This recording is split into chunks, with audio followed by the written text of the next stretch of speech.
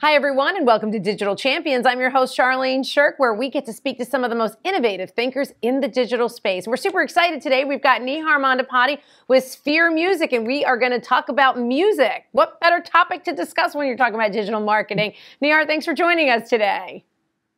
Thank you for having me so much. So tell us how you got into this niche of marketing for musicians. Super fun. Yeah, sure. So marketing and music kind of go hand in hand with a lot of things right now. I graduated from the University of Miami Frost School of Music this year, May 2021.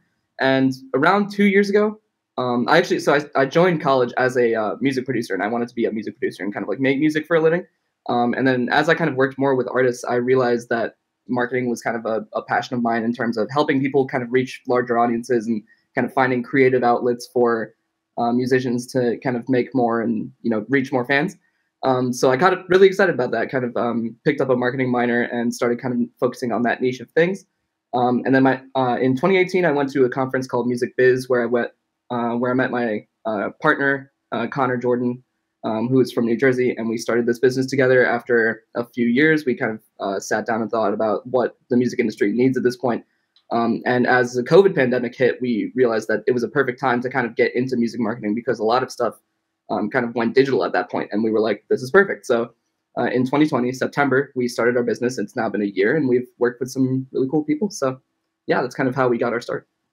And you think with musicians to make it big time, all they got to do is like make great music, but really they got to make sure people hear that great music and get to know them as a musician. So what is the challenge and the pain point that you work with your clients to make sure that they're, I guess, selling products and getting in front of people and having concerts? Yeah, so the biggest pain point in the music industry specifically is the budgets are a lot smaller. So you kind of have to work with and you have to be much more flexible when it comes to working with kind of tighter budgets and more kind of uncertainty when it comes to certain things. And then the other challenge is not only is it smaller budgets, but the time frame in terms of ROI is a lot larger when it comes to when you're talking about specifically kind of marketing a personal brand. Not only because you're spending a lot of money at the beginning and kind of not making much in return. It's a very long-term game. So you kind of like you kind of have to spend a certain amount of money, and you kind of have to have a consistent plan for the first few the first parts of the journey, and then slowly you kind of start seeing ROI kind of build and increase. So it's not kind of immediate like it is in other niches such as e-commerce and where you're selling something that's more physical and kind of tangible. But it is still very much effective, and it's one of the most important things, especially in the music industry today, is focusing on digital, and it can kind of make or break an artist's career in that way. There are people who kind of take a lot of time to get to where they want to be. Digital kind of speeds that up, even though it's not necessarily immediate. It does definitely have an impact.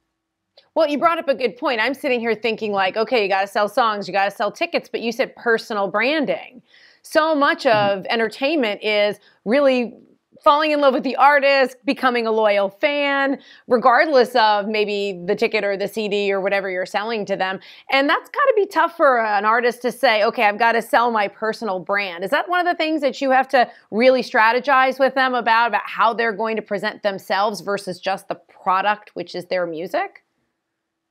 Yeah, so a lot more of the artist is put on display, especially when they're selling themselves. It's not just a product that they're selling. It is, like you said, it's kind of themselves. So it is a challenge. It's very being an artist myself. I've kind of been through that whole phase of where I've kind of been like, is this the right message I'm trying to give? Is this song tied in with my other kind of music? Does it fit into my brand identity? Which is a question that when I was younger, it's not something that I would have ever thought I would ever be asking, but it is a question that is really important for a musician to kind of answer for themselves. And so, yeah, so it's definitely something that we talk about for sure. All right, Nihar, I've cornered you at a party. Yeah, you've told me what you do. I'm a budding musician. What's the $1 million piece of advice you're going to give me to get out of your way so you can hit the bar and get another drink? So the number one piece of advice I would give you if you're starting out just as a musician, or if you're looking to kind of step into the digital space, it's like I said before, it's a long-term game, and it's something that you absolutely have to think about. A lot of musicians, especially, will spend a lot of money, producing the product. So they'll spend money going into recording studios and creating, content and creating music videos. Not many people actually think about spending some part of that budget on the marketing process. You spend a lot of money creating the product, but then you also want to spend an equal or greater amount of money getting the product out there, right? So that's something that people have to think about. So the question I would ask you is if you're not already doing that, is are you thinking about marketing? And if the answer is yes, then we're very compatible. And Nihar, you know what? As we wrap up, it's kind of across the board. You can work so hard to make a product, but if you don't have your dollars to get your marketing out there, nobody knows you just built the next great thing. Well, Nihar, thanks so much for joining us today on Digital Champion. We loved picking your brain today. Thank you so much for having me, Charlene. Oh, it's our pleasure. And if you'd like to learn more about what Nihar Mandapaty is doing over there at Sphere Music, and I think you do, check him out on dailyadbrief.com. Well, that's going to do it for us today on Digital Champions. I'm Charlene Shirk, your host, and we look forward to learning something new with you next time.